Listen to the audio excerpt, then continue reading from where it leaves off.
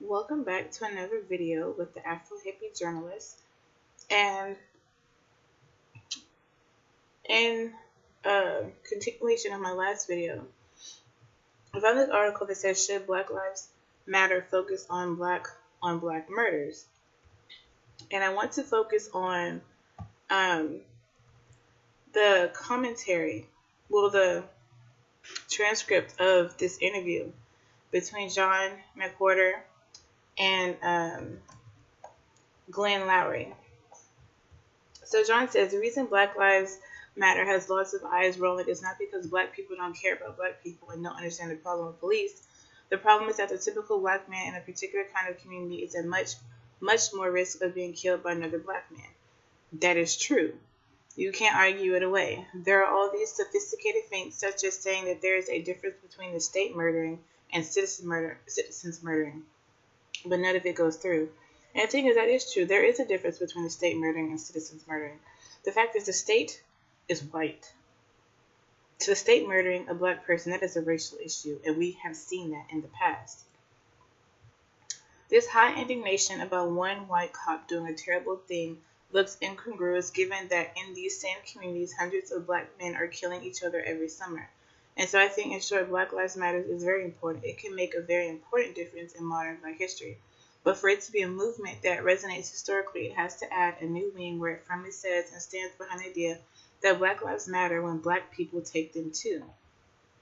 We never said that Black lives didn't matter when black people take them. And the thing is that when we say Black Lives Matter, we're saying that all these white cops who are killing black people, like our lives don't matter. That's a problem. You know. And so it says, there has to be a second wing that goes into black communities and works in a real way on the black on black murders. That would make Black Lives Matter complete. As it is now, it's incomplete and it looks shrill. And the idea that Black Lives Matters when white people try to take them looks recreational, it looks childish, it looks peevish, and it's just wrong. It's incomplete. I don't agree with that. I don't agree with that at all. Black Lives Matter was created for the simple fact of, police brutality. But the thing is, like, even before black on black crimes, there was still police brutality. There was still white on black crimes. And so Glenn, his rebuttal is, I don't personally disagree with the sentiment that you just expressed, but here's what the rebuttal would be. First, people would say, yes, there's violence in black communities in low-income urban black enclaves. Homicide rates are very high, but this is a consequence of the structural racism that has played out over history and continues to play out today, that confines people to racially segregated neighborhoods, that denies people an opportunity to develop their talents and live decently with legitimate jobs and so forth. Drug trafficking is flourishing. People are concentrated in public housing. Gangs are proliferating. Young men are idle. So there's a structure that accounts for behavior, and it's unfair to ask a movement demanding justice from the police to be responsible for patterns of behavior that are deeply embedded in a system over which black people don't exercise any control. Another rebuttal would be, these are two different subjects altogether. Why are you changing the subject? We came here to talk about police brutalization of black people, and you tell me about something else, that young black people brutalize themselves. I can agree with you and stipulate that the latter is a problem, but it's not the subject I'm trying to talk about. Why are you trying to change the subject? I think he says those are two possible rebuttals to the position that you just stated. And the thing is, my issue is that that's true. Like I said in my last video, we are racially segregated in neighborhoods. And the neighborhoods that we're in has a lot of drug trafficking, has a lot of gangs. Like you say, young men are idle because they're not in school. The education system is already against them. So what else is there to do? And McWhorter goes on to say, and they fail utterly. I am never more struck than I am lately about how certain sentences that you hear often enough are accepted as truth until they become almost a kind of music. You take a group of people who are all the same color. First of all, we're not all the same color. We come in all different shades. and you put them together in neighborhoods where job opportunities are not great, and the inevitable result is that the men are going to start killing each other over trivia. That's not, no, that's not what it is. That is an equation that I don't think any historian or any anthropologist would think of as applicable to Homo sapiens that we know. A group of people who are poor, all put together in one place without a whole lot of opportunity, will start killing one another. No, if you think about it, it would be considered racist if a white person said that 75 years ago.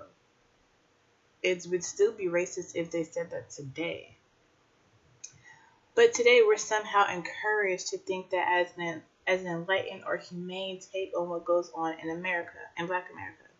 And as far as changing the subject, all you have to do is think about the mother who just lost her second son.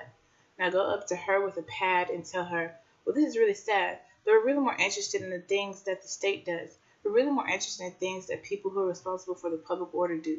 Now, the fact that this was done by somebody who was from 3 blocks over, well, we're sorry. That's regrettable. But we're not concerned with that. We're doing this now.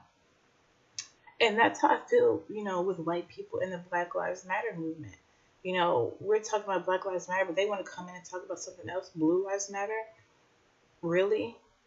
These people are in uniform for 8 hours a day.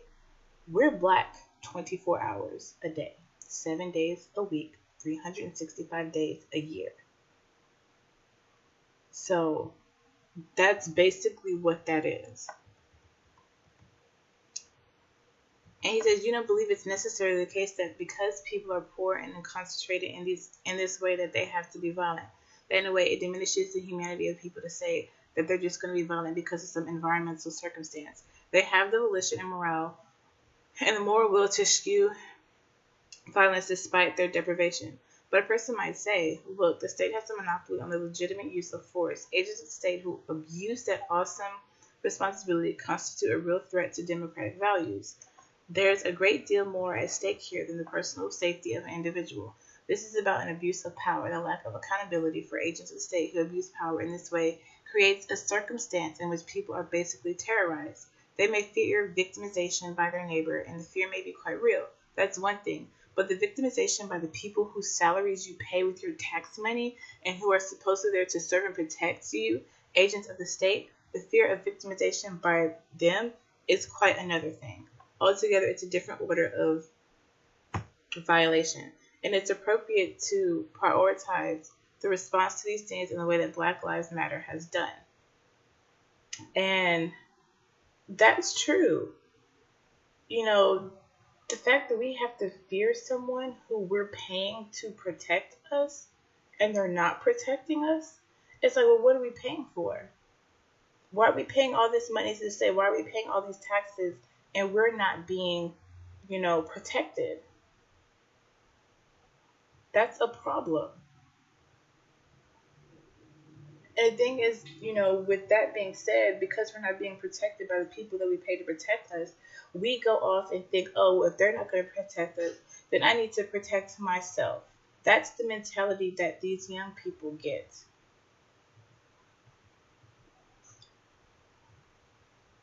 That's what these youth see. They see all that is going on. They're like, oh, the police is not going to protect me. Oh, well, then I need to get a gun to protect myself and to protect my family. That's the problem. But I'm not going to read this whole article. I'm going to leave the link in the description below. But I just wanted to shed light on that the Black Lives Matter, its focus, yes, is on police brutality. But at the same time, black on black crime is a result of, oppression, white supremacy. That is what it is a result of. And you can, rebuke that all you want to, but that is what the truth is. So like, comment, share, and subscribe. And, leave some comments in the comment section. I do reply to all of my comments, and I do, like having a discussion on these types of issues.